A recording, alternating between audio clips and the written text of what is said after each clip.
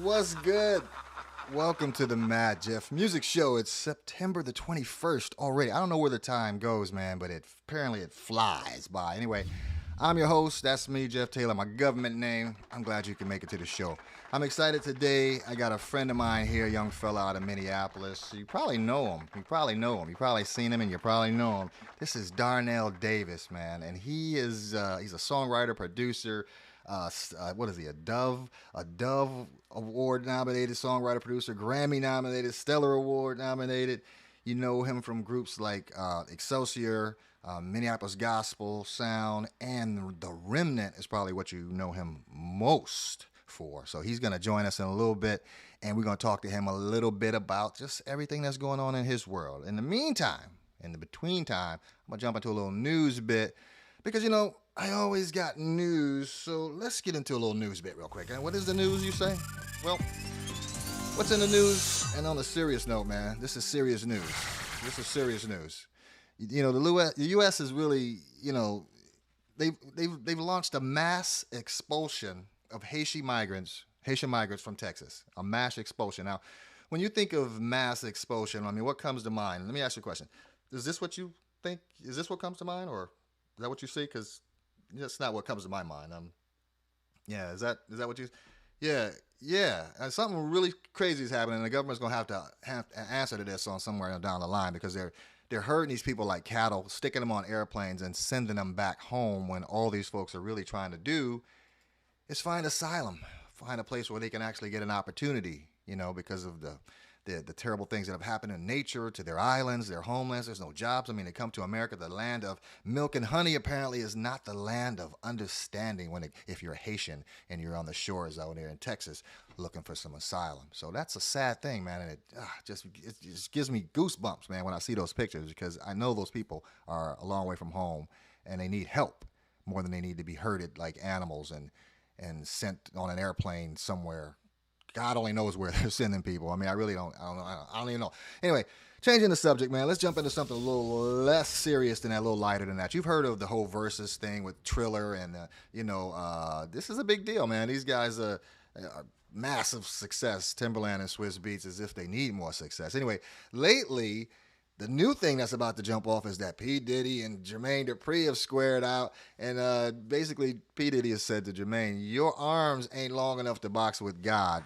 Yes, he's calling himself God in this situation. And that's interesting. And that reminds me of, I don't know if I like that or not. I don't think he's God. That reminds me of, no, I don't think so. No. It means no. So anyway, Dupree came back and basically said, bro, you can't even sit at the songwriter's table with me. And I kind of got to ride with my man on this one because he is really a bad man. He's written a lot of songs, bro, a whole lot of songs. Anyway, that's all the news I got. And I love to share the news because news is important.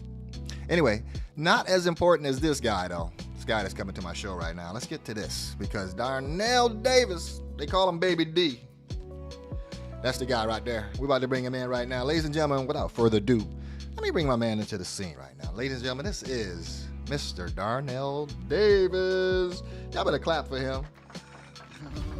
What's up, y'all? What's going on?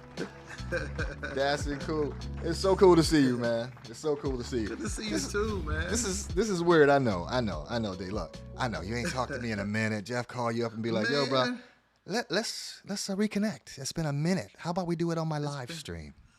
Let's do it, man. Let's do it. It's good to hear from you, man. Good to see you. You too, bro. Right, it has been a minute, man. It's been good a to while. see you doing good, man. Keeping it going, doing your thing, man. I'm loving this. It's good. It's great. I'm surviving. Like everybody else, bro. Just trying to put one foot in front of the other each day and keep it moving. You know what I mean? And Yes, obviously, I'm not having the worldwide success that Darnell Baby D Davis is having, though. How's life? We just trying to keep it going. That's what you do. One of the things I admire about you, man, is that I got a lot of respect for you for one thing because you're one of the baddest musicians I've ever seen. So there's the musicians that are funky, like they funky, they hard, they drinking hard, they funking hard. You know what I mean? And then there's on the other side, there's the Christian musicians who are playing really hard and they're playing, their hearts are in it, but you're funking hard too, like you drinking hard. That just, you a bad man. You know it's true. Thank you, man. Thank you, man. You know, I try to do what I can do. So you're a Minneapolis, St. Paul native, correct? Yeah. I actually born in Minneapolis, grew up on the south side of Minneapolis, and I'm still here. You still there? I'm still here. Yeah, you one of those. You one of the originals, man. You're one of the original guys, and I always found it interesting that everybody was into the Prince scene and heavy into that, and you took your music and you went in a completely different direction with the gospel thing, man, and people love what you do, man. Well, man, you know, I was born and raised in church. My mother, she was a choir director. She sang in the choir. My auntie directed in the choir. My grandfather and his brothers had a quartet group. And when I was a little kid, we would go to my grandmother's house. And while we were at my grandmother's house, I would go and put records on and sit and lay under the speaker and sit there and just listen to the music. So I grew up listening to the Silvertones and Jackie Wilson and James Cleveland and Andre Crouch and the Hawkins. And, you know, so gospel is my thing. That's what I do. That's what I love. It is what it is. So, yeah. That's awesome, man. Because you were in it like at a very young age. You were a really young guy when I first met you, and you were with Minneapolis Gospel Sound or Excelsior. I was with Minneapolis Gospel Sound. I got with them when I was probably about, I want to say maybe about 14, 15 years old. I started playing keys with them. And they were the musicians for Excelsior at the time. So that was how I got connected to Excelsior. Through Minneapolis Gospel Sound. So the way I became playing with Minneapolis Gospel Sound was because their keyboard player, which was Billy Steele, he started traveling with the Sounds of Blackness.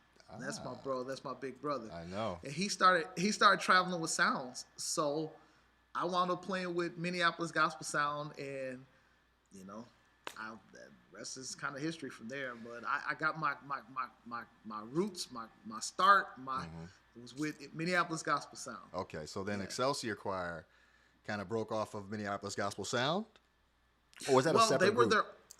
They were their separate separate group. Just the musicians, you know, because Minneapolis Gospel Sound was made up of 5 musicians and like 4 to 6 singers. So the musicians of Minneapolis Gospel Sound were also musicians. They were the band for Excelsior. And so when I came in to play for Minneapolis Gospel Sound, they told me, "Oh yeah, you know, we also play for Excelsior." And I was like, "Okay." That's interesting because that opens up the landscape for you a little bit as a songwriter producer, doesn't it? That just kind of basically says you got a lot of work ahead of you here, right? Yeah. So when I first started playing with Excelsior, I was just playing. I didn't at the time writing and producing. I never even thought that was something that I would even do. I just was more so excited to be playing, just to being a musician. I was excited about that. But that turned into, we recorded a record with them that Minneapolis Gospel Sound produced. It was a record called Ain't No Rock. And so we did that, and I wrote a song with my godfather, Chico Cockrell, who was actually over Minneapolis Gospel Sound. Okay.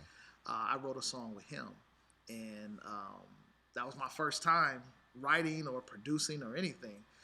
So we did that. But then after that record, Bobby Champion, who's now Senator Bobby Champion. I know. He came to me and said, "Hey, we want to do another record, but we want to do it, you know, like without them. And I really feel that you can give us the sound that we need." And I was okay. Oh, goodness. It just kind of went from there. So I think this might be the project you're talking about. Yes, that's it. You got to look at Well, I mean, I got it because you might not remember this, but you hired me to mix it. That's right. That's That's right. right. That I is mixed right. this in my Yes. house, in my home basement studio. Some Man, ADATs. do you remember? Do you remember we recorded everything on 8 tracks? Yes. That was. It was terrible, man. It was my first time. I didn't know what I was doing. Well, you could have fooled me because you seemed like you seemed like you really knew what you were doing, and I guess it had a lot to do with your musicality because your musicality spoke like far, in more years in age than you actually were. Very mature musician. So you fooled me. I thought you knew exactly what the heck was going on because you could play. Nah, man, But I was trying to figure it out, man. and you've done that. You've done just that. I'm proud of you, man. Thanks, When man. when I think back to those days, man, those ADATs and trying to sync up those machines and then trying to get that stuff to sound fat when you got big drums on there and all, that was a difficult task. When I think back Yeah, at it man. now, and the polish Yeah. that it required was amazing to make that stuff sound good. When I think about it, because it was thin Oh and it yeah. was digital. Oh yeah. Yeah. Well, I started working at a studio, which is actually, well, it was another studio. I started working at. A friend of mine called me and said I was probably about 17 years old. He said, "Hey man, my friend has a studio. Hey, you want to like start working in there?" I didn't know nothing. Again, coming there, I see all these knobs and keyboards and mic booth. I was like, let me try to figure it out. But then I started at that studio where we recorded that project. And I'm trying to remember the name of the studio. I can't remember. It was a while back. But we tracked there, and I just kind of went off of what I thought was or what should be, and that's how we came up with it. It was good. I mean, you came up with the music was banging. I mean, I could see right then and there where you were headed, like in terms of being able to organize a big group of people and have them just perform like just crazy. Just the way they get up on stage and Yeah, perform for you, man, is that I think they really respect your musicality and stuff as well. These guys yeah, get up there and perform for you, man, and they seem to be family.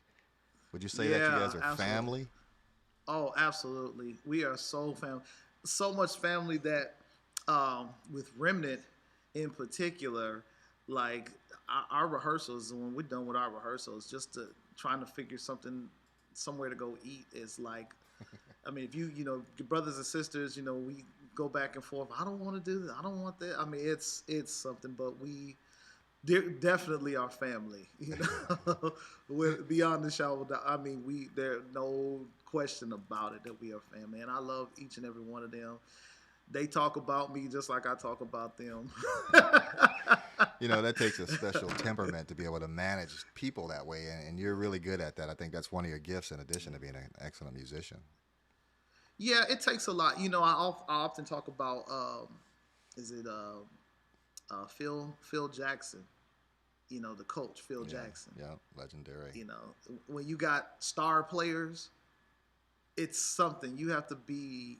It takes someone really special to be able to get every person to play their part because they're all stars. You know what I'm saying? It's like Yeah, they're all right. great Yeah, at what they do. yeah. So it's like trying to get everybody to play their part. It can be tough sometimes, but And these aren't yeah, just I because love you've it. worked with Jamesia and people like Oh that. yeah. So you worked with some of the most powerhouse singers there are, bro. Like who is so you work Yeah. with who's it? Tammy White, Samantha Howard.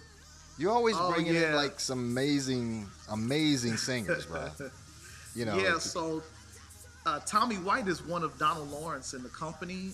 She's one of his singers, and this was a song. The song "Stretch Out Your Hand" was a song that I did back in the day that I wanted to redo, and I just knew she would be the one to just Right. blaze it. So I Oh reached out man. to her, man. She came through and she snapped. Oh, she snaps. She snaps. I was listening to some of that stuff. It's like so traditional at the same time it's so Hmm. new. It's really Yeah. fresh stuff, man. And I see you. I've noticed that you're out in front a little bit more these days. You used to be a little shy guy back in the back. Yeah, man. It's like if we gonna do it, we gotta do it. You know That's what I'm right. saying? It's Yes. like we can't have step with it. And so Yeah. I decided, hey, I took the step. I'm gonna I, just go ahead and be out here. I feel it, man. I feel it. I mean, you got some really talented keyboard players behind you too, man. Some of those guys that are playing. I mean, they have to be. We got like Michael Brill and Marcus Yeah, Woodward and guys like that working back there. yeah, yeah. I So mean, Mike Burrell is first of all, he's amazing. He's my music director. He's my MD for the group. And Michael he's played for, you name it, he's played for him. He's produced some of the best. Like, I mean, he's worked with Donnie McClurkin, Dorinda Clark, Kim Burrell. I mean, the list goes on and on and on. I mean, and then on top of that, he's just amazingly creative himself. So it's just a blessing to have him a part of the team. And like sometimes, like I sit and listen to him play, and I'm just going like, this dude is just it's unreal, man. He's a beast. He's a monster. See, this is why you're successful, because I bring you on my show to talk about you, and you start talking about how dope Michael Real is, and that's awesome. See, that's sharing the wealth, man. You got to love that. But you always were a humble guy, man. I respect that about you, man. I do. Yeah, man. So what's the new current project, man? What's happening right now? Last thing I have that I bought was this one. Ah, that's the first project. I know. Whoa. I ain't bought a CD since then, so the whole digital download thing ain't a benefit to nobody, because it's harder to download it is than walk in the store and just buy the crap. You know what I mean? Yeah. Since then we've put out. Let me see. We've got No Compromise, Refocus, Moving Forward, Live Again, Psalms of Revival, and then we just dropped a single called entitled "I Won't Give Up."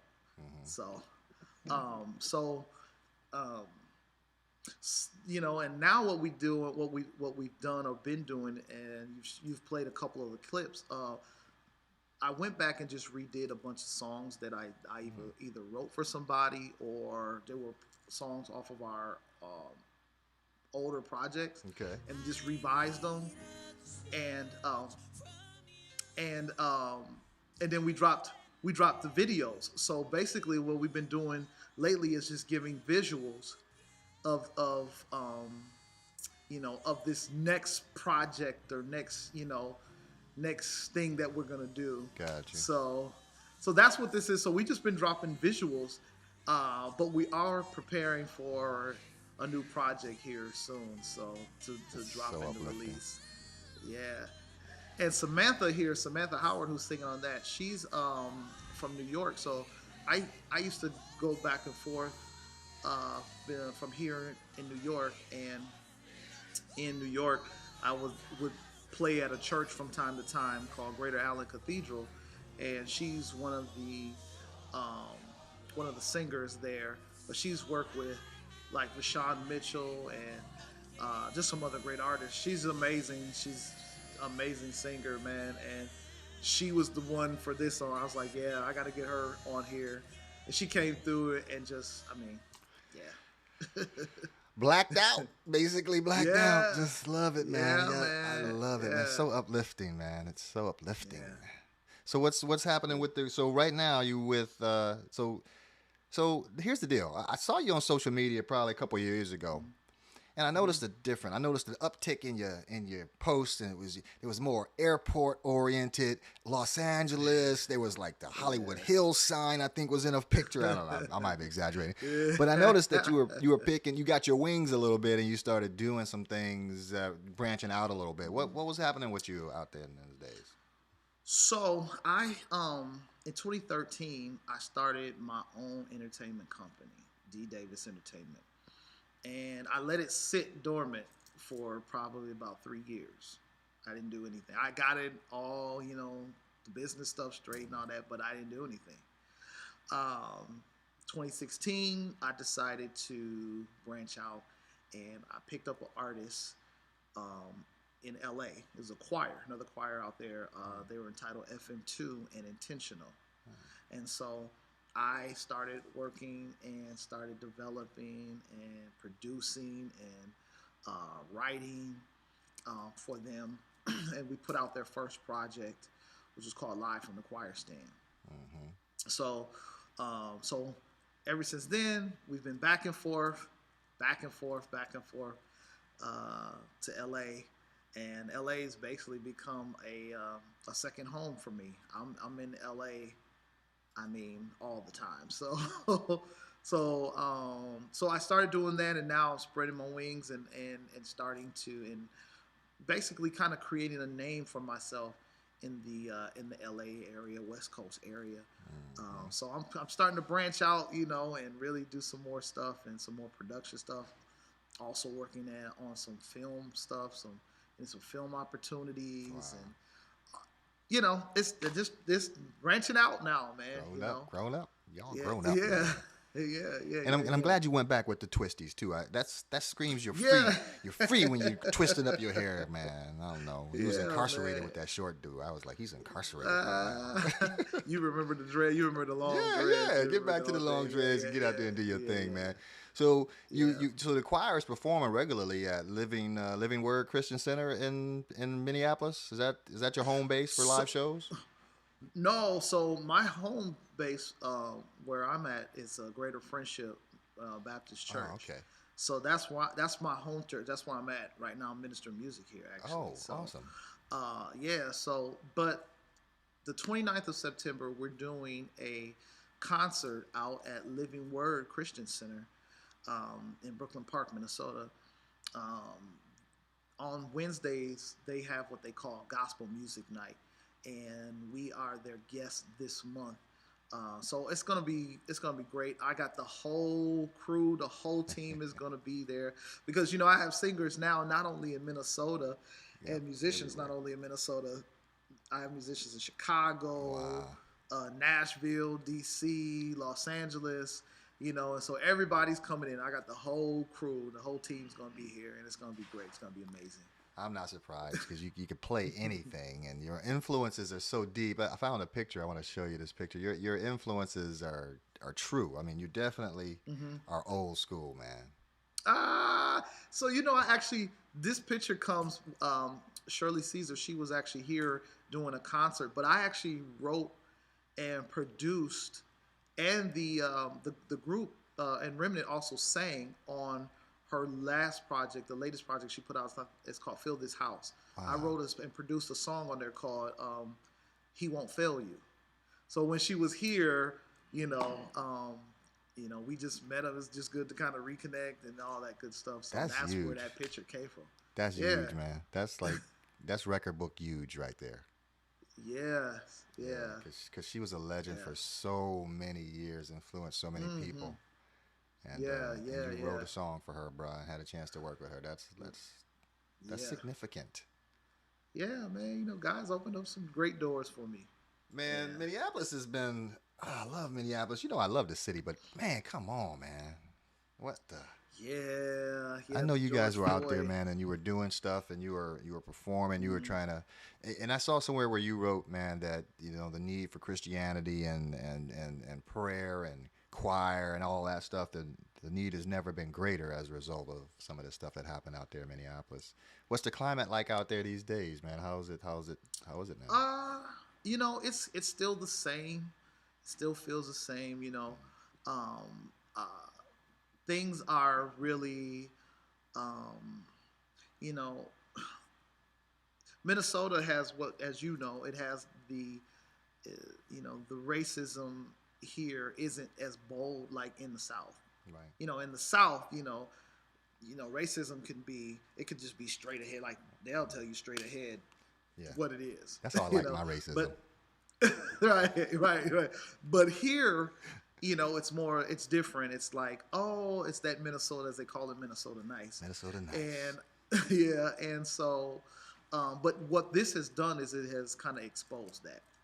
And you know, the Floyd situation exposed, because what you and especially within the church, you see what, and I'll say it like this for lack of a better way to say it. You see which side people are on. Yeah.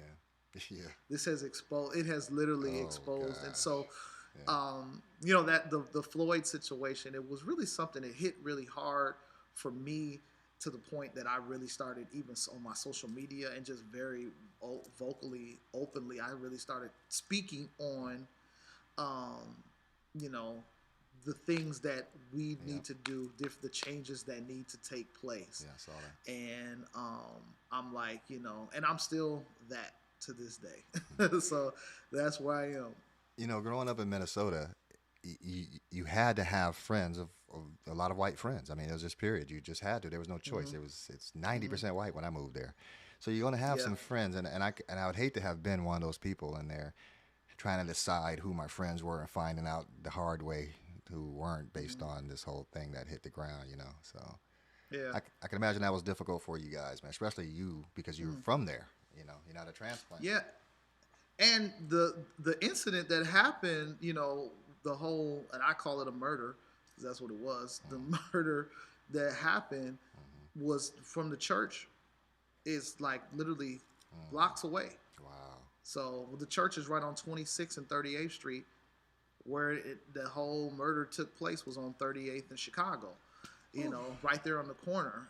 And it was something. You watch that video and you see the man, a grown 46, 45, 46-year old man crying for his mother, pleading Man. for his life. Oh, It I was just sitting at the really breakfast broke. table. Yeah, it was a tough thing. Yeah, it broke. But they had his celebration of life service here, and I reached out to Brother Ellington Porter, who was working with um, Reverend Al Sharpton Mm-hmm. and his team as far as for the whole funeral. Right. And I reached out and was like, "Hey, I want to be a part." So I had the opportunity to actually play Mm-hmm. for the funeral here and be a part of that. So it was. I just really felt like I really felt like I wanted to just be a part, do my part, do whatever. I Yeah. mean, I would go out to even, the area where things, where everything transpired, like the community is pretty much taken over it. Right. It's Right. literally like it's literally like their area now, and Right. I would go out there from time to time and just walk around, and people would just be there, and you never know like where a person is, you know, unless you just have a conversation and you Yeah. just sit and start talking to somebody. Hey, how you doing, man? You good? Oh, cool. Even take the time and just even pray with somebody. I mean, Minneapolis. all of that. Yeah. Minneapolis. Now here's some Minneapolis. No, not that, but here's some Minneapolis.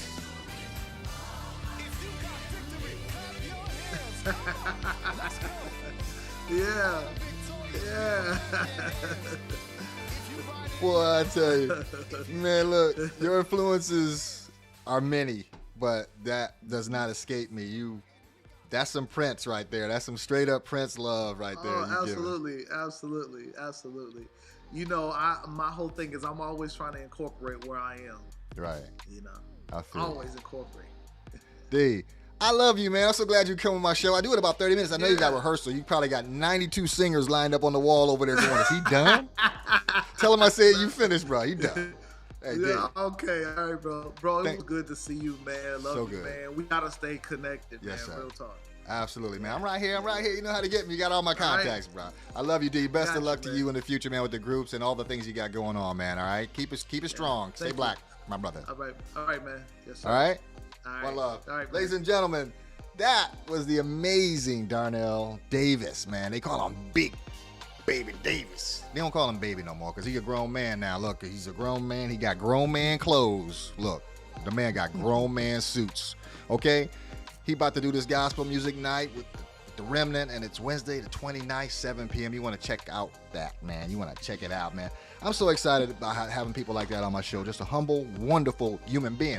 My next show features a guy by the name of Benjamin Frederick Vukovic. Now, this guy does a lot of exciting abstract type work, things you're probably not gonna find on the stands at your local record store, but in the world, some of the albums he's doing is making a lot of noise. There are spatial recordings, there are recordings done out by the sea, recording microphones off turtles' backs, and all with a beat. I don't know, but it's an interesting stuff, and Benjamin is an interesting fellow. Former student of mine now, actually, who's working out in the world doing really cool things out in Los Angeles. Man, I tell you, it's wonderful when you get a chance to work with people that are young and inspire you to keep doing what you do. I love making music and I love doing video. I love all this stuff and I love inspiring people to do it. Man. Check this out. Paradise Hill Productions and RM2 Music are proud sponsors of the Madjef Music Show, bringing you real talent, real music, and real musicians. Sharing the same values, we put our artists first so they can thrive and deliver to you, the listener, timeless music and great shows.